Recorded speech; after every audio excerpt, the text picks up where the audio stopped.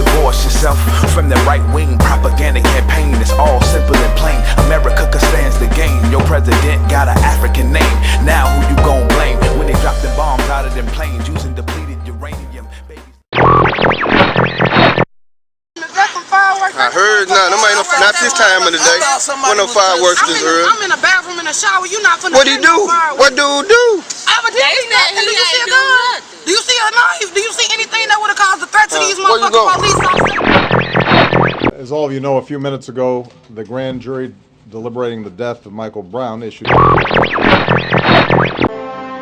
Police in Missouri are bracing for more riots on the streets of Ferguson. News organizations around the world are reporting on the grand jury decision not to indict Missouri police officer Darren Wilson in the shooting death of Michael Brown, and the subsequent protests erupting across the U.S. More than 60 people were arrested and dozens of buildings set alight during a night of violence and destruction in the U.S. city of Ferguson, Missouri, following a decision not to charge a police officer for the fatal shooting of an unarmed black teenager.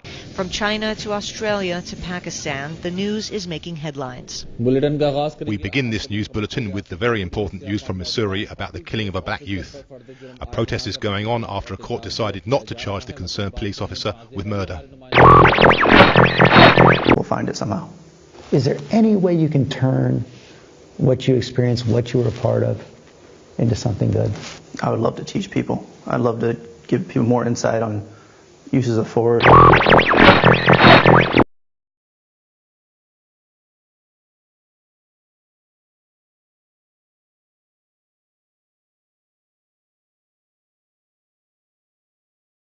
On August 9th, 2014, police officer Darren Wilson shot and killed unarmed black teenager Michael Brown in Ferguson, Missouri. That much is an undeniable fact. However, the details leading up to the situation, the shooting, are still shrouded in mystery to this day.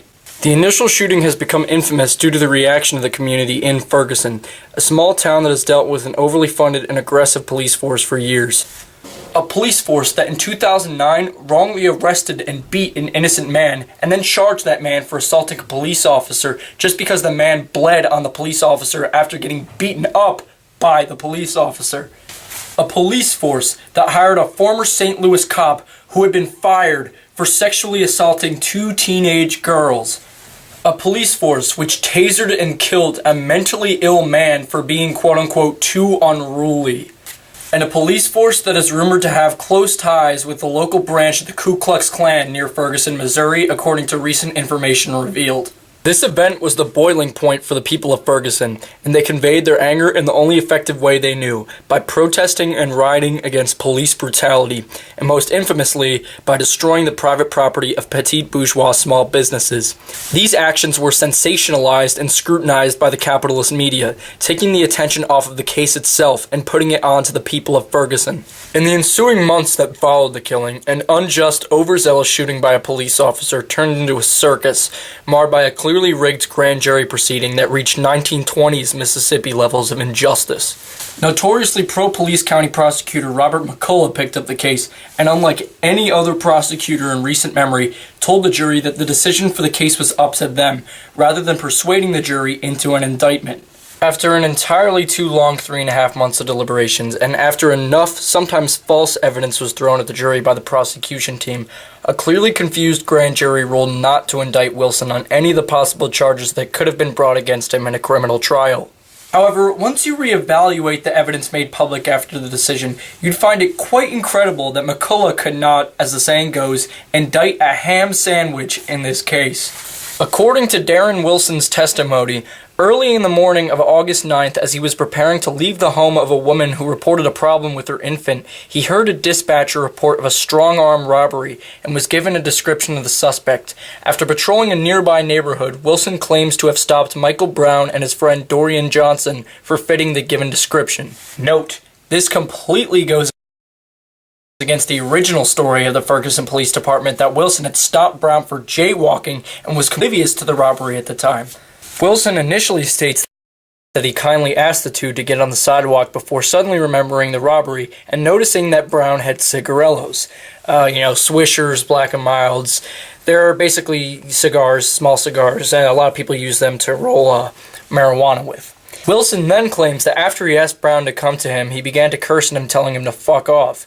After a continued pursuit, Wilson claimed that Brown came to the door of his vehicle, slammed it, and continued to curse at him, and then Wilson said that he drew his gun and told Brown that he would shoot him.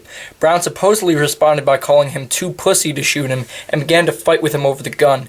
During the scuffle, Wilson shot at Brown twice, grazing his left hand. Brown immediately began to run and ended up about 35 feet away from the vehicle as Wilson gave chase. Wilson then claims that Brown stopped, turned around, and began to charge back at him again.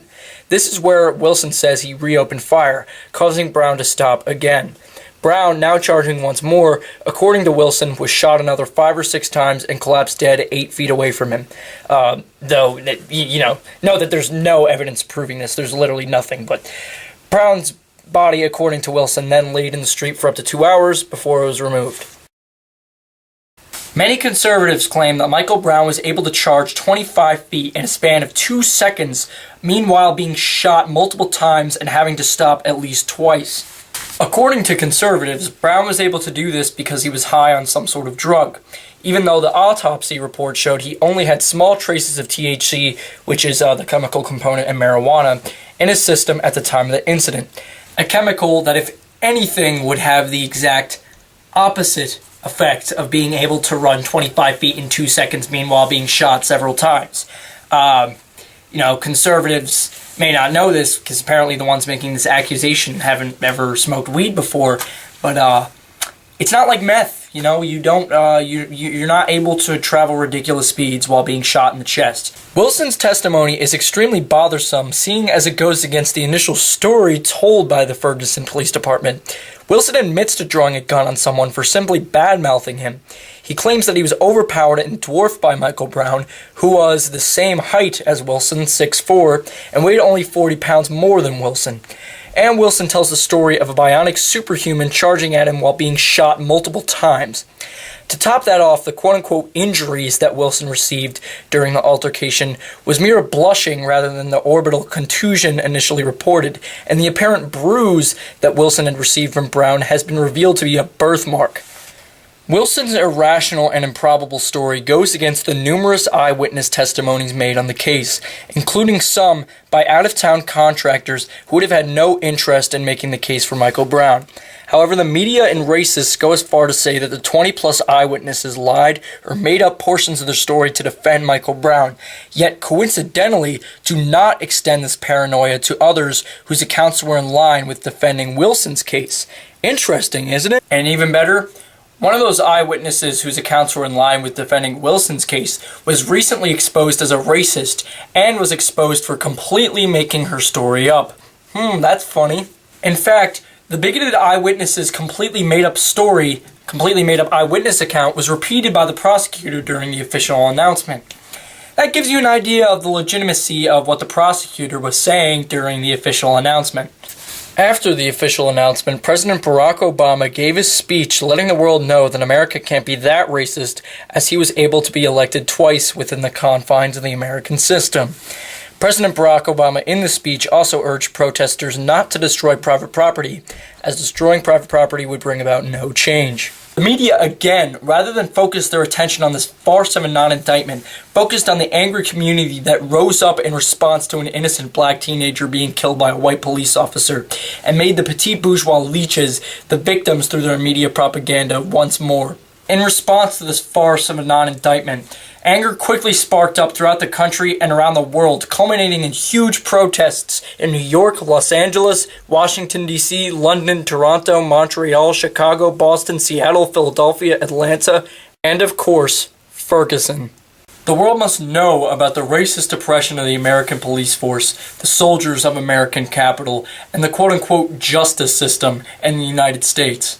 We must recognize that the same people who call Michael Brown a criminal for stealing some cigarellos are the same people who justify or blow a blind eye to the annexation of this country through the genocide of Native Americans.